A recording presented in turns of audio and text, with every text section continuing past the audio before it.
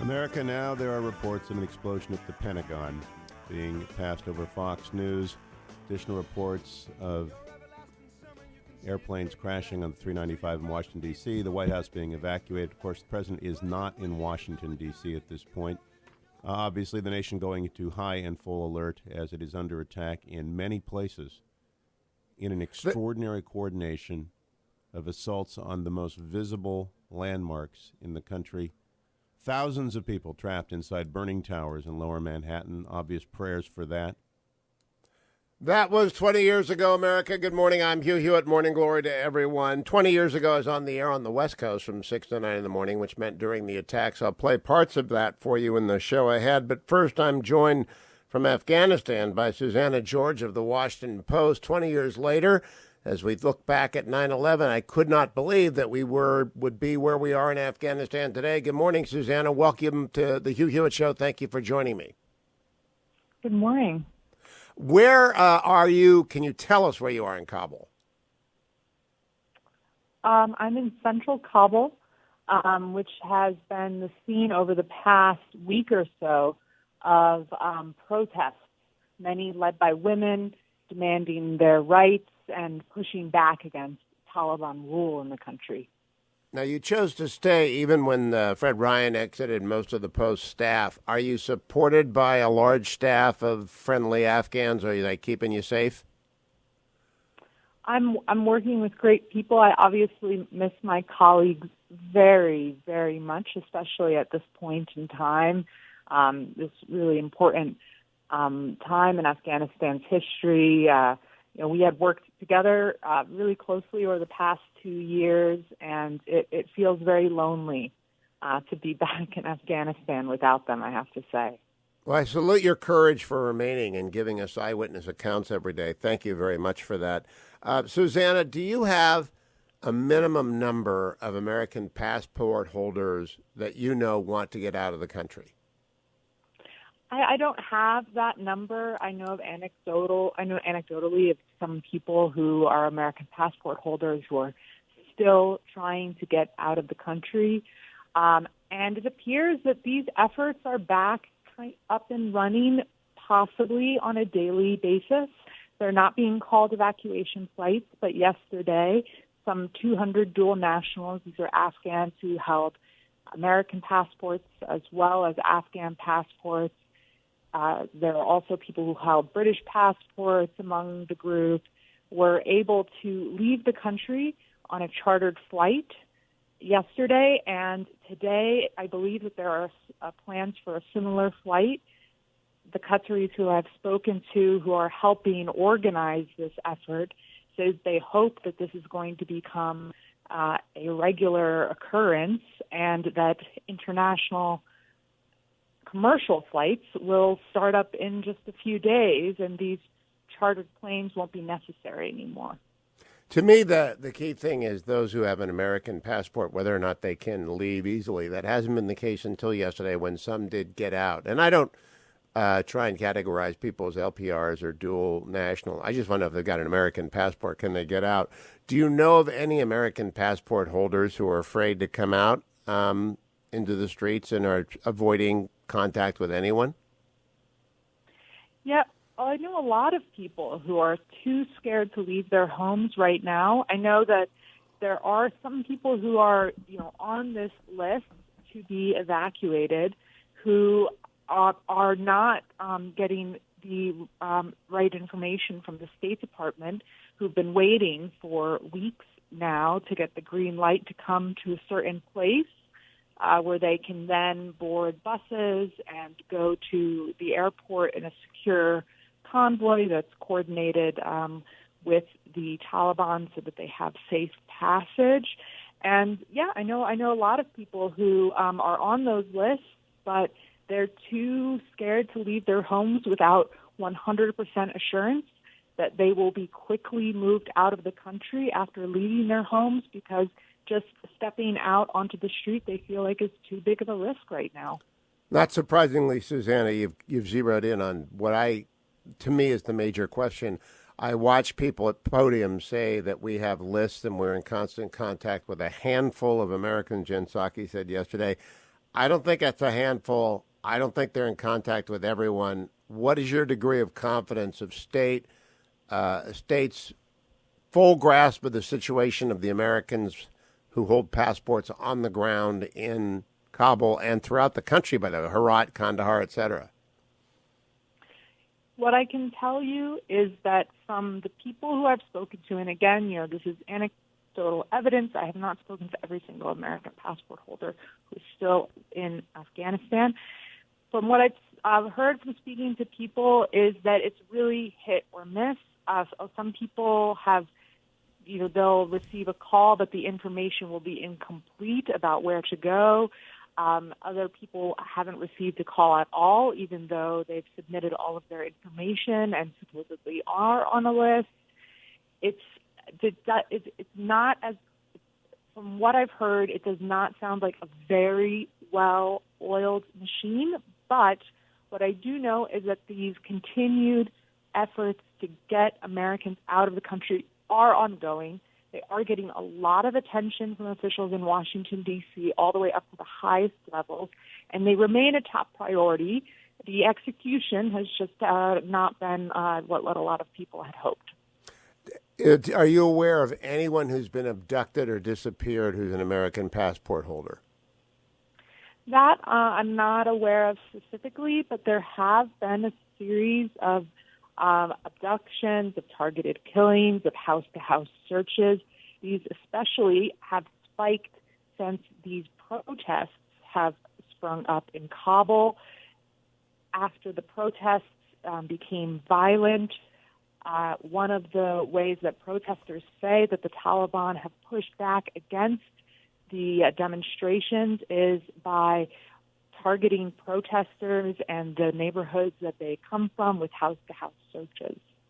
Susannah George is with the Washington Post. She's in Kabul. Susannah, do you hear of Americans who are in Herat, Kandahar, Mazar-e Sharif? Are there Americans spread across the country still, or have most of them, to your knowledge, gotten to Kabul? I actually do not have that information in front of me. Okay. What is your daily life like, Susannah? It's full of a lot of work. We're very busy, and we spend a lot of our time talking to Taliban officials, as well as talking to Afghans about the change that their country is going through and has gone through over the past few weeks.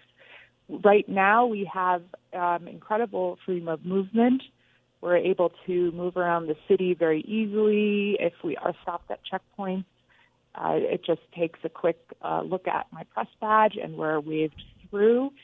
And luckily, because I have been working here for a few years before the Taliban took over, I have a network of contacts of Afghans who are not comfortable enough to be out on the street. But when we do go out on the street, there are markets. People are walking around buying goods. The economy is almost 100% stagnant at the moment because of the freezes on Afghanistan's reserves that the United States has imposed. But there are people out and about. And when we talk to people who are out and about, they say that, so far so good, but they still feel like they're in a bit of a wait-and-see mode. They're still waiting to see whether or not the Taliban are going to continue to rule with the types of rules that they've imposed so far, or if it's going to become more stringent. And that leads me to my last two questions. The ability to function well, that means food, water, and necessities, plus the condition of women generally. Are they back under burqas? How much has changed in those two categories, Susannah George? I can tell you that Kabul, and again, it's frustrating for me because I haven't really been able to travel outside of Kabul, not because of any Taliban restrictions, just because of our own security concerns. But I've spent a lot of time in Kabul over the past few weeks, and the city as a whole is quieter, but there are still a lot of women walking around on the street, not in burqas, in hijabs, with a headscarf and a long gown, but still wearing bright colors. When I talk to shop owners, they say that more and more women are buying darker colored clothing. That's something that a lot of shop owners have told me. But there has not been this overnight shift to every woman wearing a burqa or every woman wearing a black abaya in Kabul. You have not seen that. That was something that we all thought that we might see once the Taliban came into town. Susannah George from the Washington Post, please keep in touch with us. Stay safe and continue your great reporting. The Afghanistan-Pakistan Bureau Chief for the Washington Post. Follow her on Twitter at SG Reports. SG Reports. Thank you, Susannah. I'll be right back, America, on the Hugh Hewitt Show. Morning, glory, America. Bonjour, hi, Canada. Say a prayer for the Americans held hostage in Afghanistan. I began today's show by talking with Susannah George, the Washington Post correspondent in Kabul, who confirmed we just don't really know how many Americans there are in Afghanistan. Many are afraid to come out. Many are in contact with the State Department. We just don't know, and we'll continue to follow that story. I also spent most of the first hour replaying some clips from my show 20 years ago when I was on live when the planes struck the World Trade Center, the Pentagon, and the field outside of Pittsburgh. I'm joined now by Steve Kornacki. Steve is 42, so he was just out of college when the attack on America began. Steve, where were you 20 years ago tomorrow? Yeah, Hugh, I was listening. That obviously brought back, as I'm sure it does for everybody out there, a lot of memories and a lot of unpleasant memories, obviously, and a lot of feelings. I was driving across the country. I had just graduated college. I was driving across the country with a couple friends from Boston to L.A., and we had just crossed over into Ohio. And, you know, in those days, most people didn't have cell phones, didn't get the phone alerts. And I remember we were listening to a CD in the car, and we turned it off and just happened to have whatever radio station was on come on. And you just start picking up these reports from, the World Trade Center and, sitting there thinking, is this some kind of like War of the Worlds hoax? And then it just kind of sunk in, and we just, we got off the highway, and we ended up staying for the week in I'm sure you know it, Worcester, Ohio. Oh, sure. Home of Worcester College. Yep. We got off the highway, just drove till we got somewhere, and Worcester was where we landed, and that's where we stayed for a week. So took it all in. Smart move. You may have, if you were close to Worcester, been listening to me. I was on 9 to noon in the East in those days and broadcasted live for 3 hours, came back for 2 hours, and did my TV show that night. And it was a stunning information flow, but I took it in like you would today. You try and stick to the facts, but I got some things wrong. I thought 50,000 people were dead in the World Trade Center. Where were you going, Steve? Were you beginning a career in broadcast? Did your life change because of 9/11? Yeah, I wouldn't say it changed, and I had a couple friends that I was trying to land a job in the media, and I had two friends who were trying to make it, they were film students at Boston University. They wanted to make it in LA, writing scripts, writing movies, and they were heading out there. And I had told them, I don't have a job lined up yet. I'll go with you. I've always wanted to drive across the country.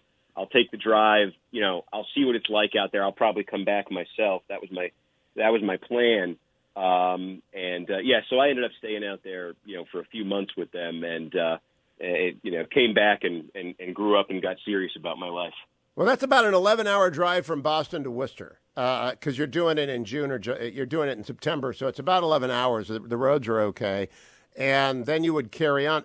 All the rental cars vanished. I don't know if you remember that. There wasn't a rental car to be had. So after you began, I had one of them. Yeah.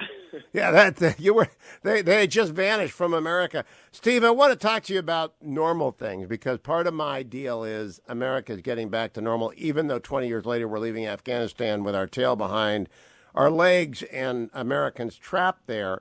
One of the things that will be normal this weekend is the NFL is back. In fact, it came back last night. Did you watch Brady and the Cowboys last night?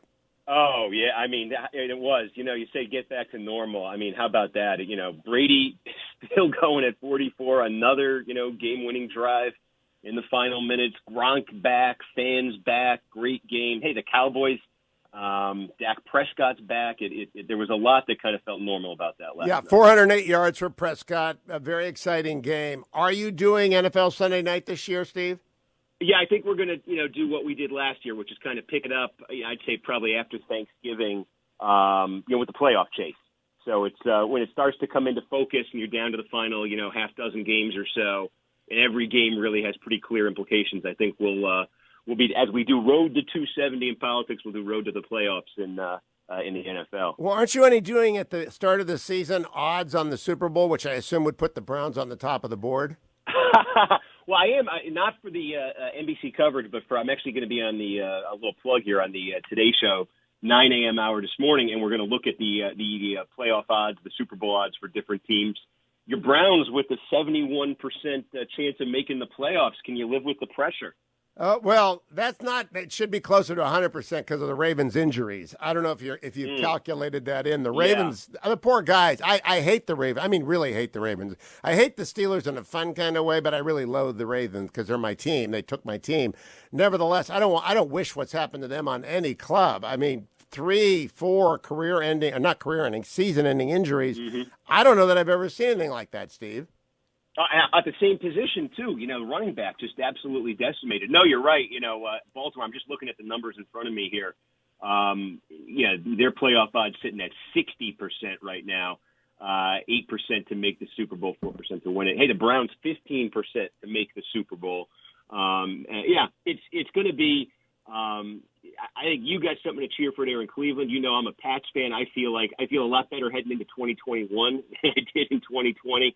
And there are just some other great storylines out there, too. Obviously, the transition down in New Orleans, Drew Brees, going away now in the broadcast booth, Jameis Winston taking over, some names from the past few years, getting another shot. So I just a ton of great storylines out there. Oh, yeah, this is the first time since 99 that I did not fall for the hype too badly 2 years ago when OBJ showed up in Cleveland. But this is the first year I've fallen for the hype. I've told my boys we're going to L.A. for the Super Bowl, whatever it costs. But now, Steve, let's talk a little bit about the news. When I talked to our Washington Post reporter, Susannah George, in Kabul at the beginning of the show, she admits they have no idea how many Americans are there. And I am not impressed with the administration's efforts to articulate, and I was very down on Jen Psaki saying a handful. Do you have an informal number in your mind about how many Americans are still stranded, abandoned, held hostage, whatever word you want to use, in Afghanistan? I don't, because it's one of those areas where I'm at the mercy of all the news that you're talking about right there, and so when I see the confusion that's kind of out there, that's where I am too. Okay, so last night the president gave a speech. The reaction to it is very mixed along partisan lines. I am a big supporter of vaccines. I have been from the beginning. I can't wait to get my booster, which is about 2 weeks off for me because it's got to be 6 months after your second shot. I encourage everyone, please get vaccinated because the numbers are true. About 95% of the people, actually greater than that, who are dying of the virus are unvaccinated. It is now a death toll of the unvaccinated. So please go and get vaccinated. That being said, I am a rule of law guy, and the president lacks the legal authority to mandate vaccines for employers with 100 or more people. He just does unless there are federal government contractors with the federal government. Steve, do you expect that to be challenged? What have you heard about that? Because I expect there will be lawsuits brought today. Yeah, every indication I've seen is there'll be some kind of a challenge today. It seems like anything that steps into those grounds gets challenged. I think with this administration, what we've seen in a couple other areas recently, you have to look at what politics perhaps are playing a role in here. And I think and I suspect, and I get some indications talking to folks around the administration, their basic read on this is they think that they're on the right side of public opinion, with this. They think that there's broad support out there. And you can find, polling out there that when you ask the question about, companies mandating vaccines, employees being mandated to get a vaccine, the government mandating it for federal workers, that kind of thing, you do find pretty broad support in the polling on it. What I think is interesting, and I think this is true on so many other issues, when you ask the question a little bit differently, come at it from a slightly different angle, what I think it starts to reveal is there's probably more complexity to the public opinion on this one than we appreciate. And I think that complexity is probably going to be tested here with the steps Biden's taking. For instance, what I would say is I was looking at a poll last night. I thought this was really striking. When you ask the question in the poll, should an employer mandate vaccines for employees, comes back 62% say yes. This is an Ipsos poll from 3 weeks ago. In the same poll, when you ask the question a little differently and you say, should an employee who refuses vaccination be fired, it comes back 38% yes, 62% no. So when I say I think there's more complexity to public opinion on this one, I think it depends what precise angle you're coming at it from. That's what I mean. In the same poll, you can find, mass support for mandated vaccines by employers, and you can also find mass opposition to consequences for employees who refuse You're absolutely right. It is so hard to find a true evaluation tool. I'm just curious, Steve, if you've taken the New York Times test on the 6 political polls, because 4 members of my family have. We are all very closely bunched next to the growth and opportunity poll, but a little bit of variance. But they didn't ask any national security questions like should defense spending be higher, should America remain deployed around the world, sort of. Have you taken that test yet? I did take it, although I was kind of unimpressed by it, to be honest with you, for some of the reasons you're saying. Some of the questions seemed odd, and the upper left quadrant had no label, and I think a quarter of the people landed in it. Yeah, it's very weird. They need to go back and tweak it, but it's an interesting metric because America is in tribes. I just think there are more than 6 of them. Steve Kornacki will be watching you on the Today Show shortly. Follow him on Twitter at Steve Kornacki. I'll be right back, America. Stay tuned. Joined now by Tarzana Joe, poet laureate of the Hugh Hewitt Show, and he has been for the 20 years since 9/11. On the eve of 9/11, he joins us. Hello, Joe. Over the years, we've tried to put into words both the horror and the heroism of 9/11, including, if you recall, last year, a tribute to my friend, Mark Schermeyer, say his name, from Wake Forest University, who was one of the 2,606 people to die at the World Trade Center. I'm going to post that poem and some of the others at TARZANAJOE.com.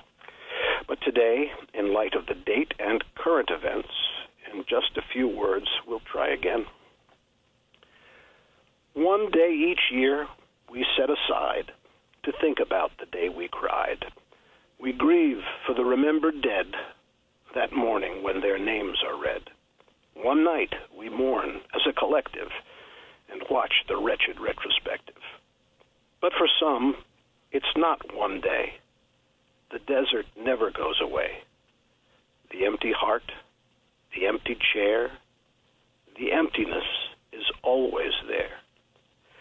So work and pray and say amen, so that day never comes again. That's One Day by Tarzana Joe.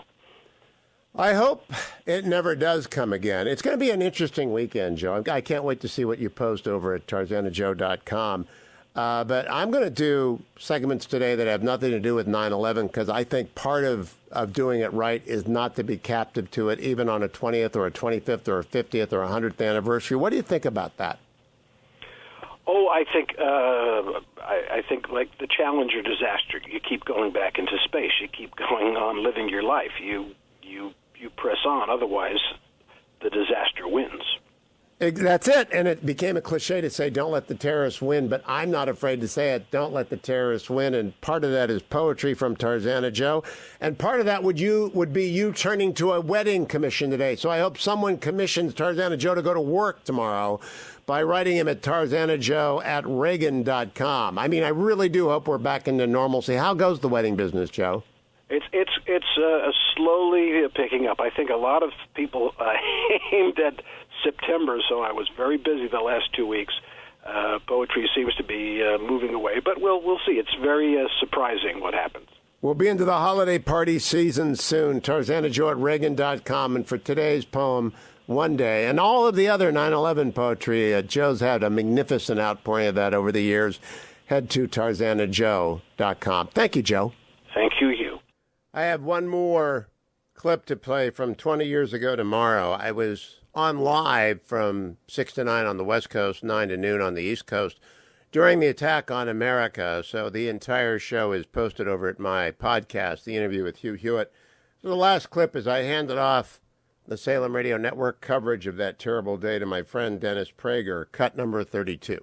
This is Hugh Hewitt, concluding the worst broadcast I've ever had to make, and I've made a lot of bad broadcasts. In the middle of the last election, Peggy Noonan wrote in the Wall Street Journal that the day would come when the terrible, big, bad thing would happen, and that she feared it would be soon, and for that reason she preferred President Bush over Vice President Gore. The terrible, big thing has now happened, and it will take some time for the enormity of it to settle in across the United States. So large is the scale of the devastation there. Joining me now is Dennis Prager, who will be taking over for me along many of these Salem Radio Network stations. Dennis, 3 of these 4 airplanes, which were hijacked and crashed, headed for Los Angeles, the devastation that will seep out, sort of anticipated here. The big horrible thing has happened. Listen, I'm choosing my words carefully with you and my broadcast on many of the stations that you're on after you. A war has been declared against the United States, and war has been declared against the Western Judeo-Christian civilization. And I measure those words are measured. They're not new to me. I have believed that there is this war when people scream in Iran, death to America, that America's the Satan. People take that stuff seriously. We laugh, or I don't, but a lot of Americans just laugh at those slogans. But if enough people believe that America is Satan, then it is a very appropriate thing to murder as many men, women, and children who are satanic as possible.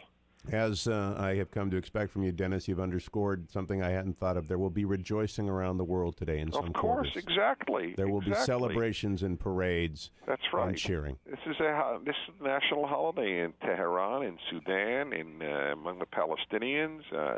Exactly.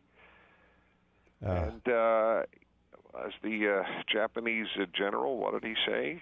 We woke up a sleeping giant. We will regret it. That is what I think has happened today.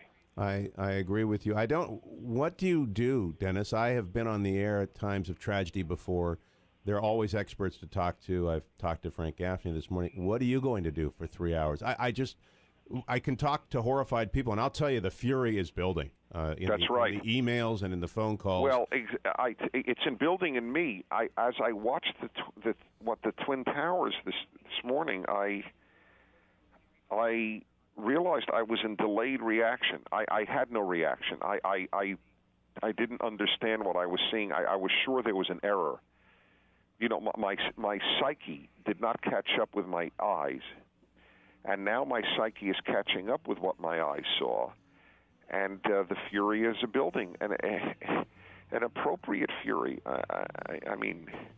Well, Dennis, I will be listening with rapt attention. Good luck to you. It will be a very difficult Hugh. 3 hours. Yes, you did a good job, Hugh. Okay, thank you. Thank you. Dennis Prager. That was 20 years ago, America. Last night or yesterday, 20 years after that terrible event, Jen Psaki, the White House press secretary, took to the podium in the White House and said this, cut number 3. Thank you, Jen. This morning you noted that the current count is that there's about 100 Americans in Afghanistan. My colleague Susan Crabtree is hearing from sources with direct knowledge who say that it's about 143 U.S. citizens and then also permanent legal residents there at the airport. Did the number that you were referring to this morning on Morning Joe, did that include permanent legal residents? Does the administration have a count of how many might be there? And then I guess how hopeful are you that a lot of these folks are clustered there at the airport and can get out? We do have counts, and the State Department is the best source to give accurate information about all of these numbers, and of course we account for legal permanent residents as well. The reason I said, and to give just a little bit more context to what I said, because I know that this feels confusing to people, not anyone in this room, but as that the number can range. I mean, one of the important pieces of context to understand is that even as we work to get American citizens, and we'll get you the number later this afternoon when it's confirmed out, there were individuals who didn't show up today for a range of reasons. We know that will happen. We will continue to remain engaged with these individuals about when they may need to leave. And there are days where people aren't ready to leave. That may change next week. So it's around 100. The State Department will have the most up-to-date numbers. It is not around 100. We have no idea what it is. Susannah George, Washington Post bureau chief for Afghanistan and Pakistan, joined me this morning from Kabul. And there are people she knows who are afraid to call the State Department. There are people she knows who are frustrated with the State Department because the State Department's given inaccurate and incomplete information. We don't know. We don't know how many Americans. This is 20 years after 9/11, and we got Americans held hostage in Afghanistan. 20 years after 9/11, we also have Jen Psaki, White House press secretary, saying this about the Taliban. 20 years after the attack on America, cut number 4. And then the Wall Street Journal is reporting that about 200 folks have been cleared by the Taliban. Just to clarify, are you saying that the Taliban is cooperating in getting Americans and Afghan allies out of Afghanistan right now? Well, there was I don't know if it requires me saying that. It was in the statement, but we just had a plane land in Qatar. That is evidence that we are working with to coordinate, to get American citizens, to get Afghan partners, and to get legal permanent residents out. And we're hopeful and working to ensure there are additional flights, to Patsy's earlier question. 20 years after the attack on America, we're retreating from Afghanistan. We have been defeated in Afghanistan, and we're dependent upon the good graces of the Taliban. I'm joined now by Lanhee Chen, Stanford Institution scholar and now candidate for California controller. Hello, Lanhee. What were you doing 20 years ago? I was actually living in Washington, D.C., Hugh, and I remember vividly, actually, 9/11 and the attacks that day, and, being downtown, I was living in Bethesda at the time, actually, and trying to get from downtown D.C. back to Bethesda, which, those of you who are listening who know it's not that long of a drive, usually probably takes about, 25, 30 minutes. It took me about 4 hours that day. And afraid the entire time that no doubt isolated from the news and not knowing what was happening around the world. Oh, yeah. Yeah, and I think that was the hard part as well, is just the uncertainty of what was happening that day. But I can't believe it's been 20 years already, Hugh. I mean, it's remarkable. Can you ever have imagined that in those 20 years we would have invaded Afghanistan, defeated the Taliban, and then been in turn defeated by the Taliban, retreated, and left Americans behind? Well, what we've seen the last several weeks has been heartbreaking in my view, and to go through everything we've been through over the last 20 years, to go through all of the different ups and downs, all of the courageous people who have gone to Afghanistan to fight and to do the right thing there, and then to see how it's ended, really, that part to me is so tragic. And it seems to me, Hugh, it was avoidable, quite frankly. All of what we've seen, the way in which it was executed, that to me is the most disappointing part of all of this. And, history will still be written about this. There's a lot left to be said about it. I'm sure we'll dig into what happened. But from where I sit today, it sure feels like it's an awful, empty feeling seeing what we've seen.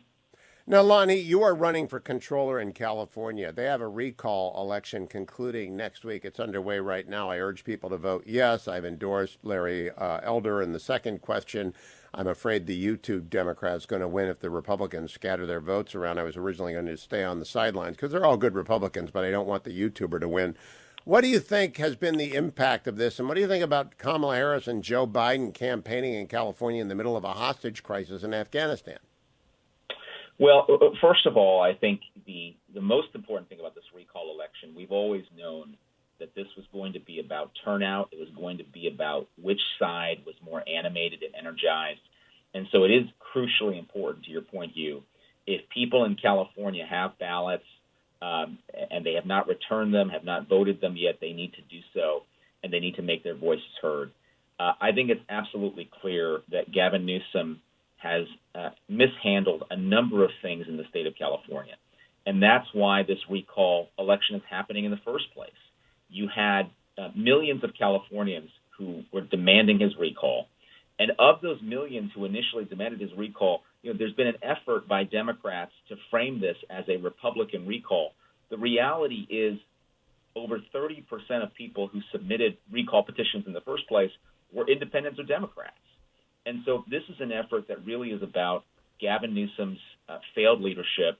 I do think that, of course, now you're seeing the politics come in, all of these Democrats campaigning on behalf of Newsom.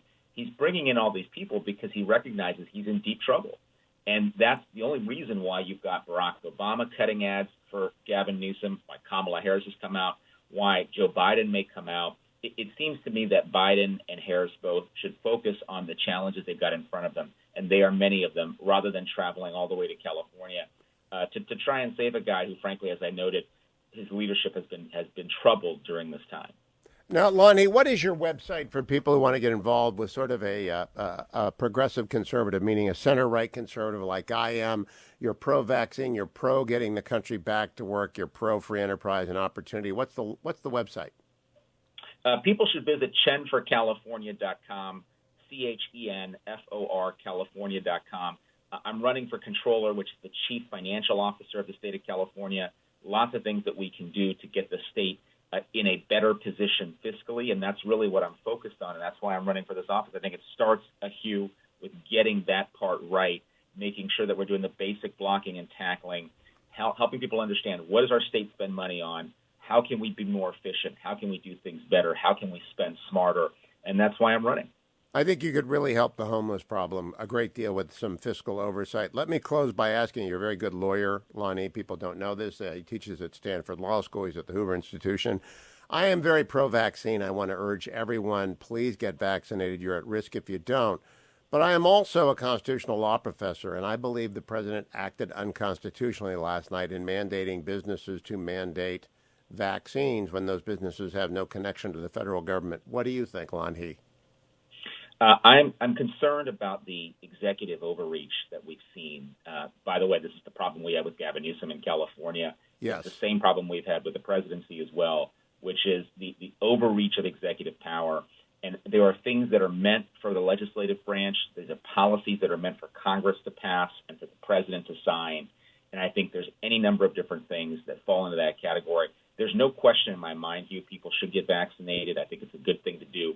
But at the end of the day, there are things that people can do because of their own free volition, and there are things that they have to do because government tells them. This is one of those situations where I am concerned about the use of executive power like you, Hugh. Lanhee, good to talk to you. Thank you, my friend. Chen, CHEN for California.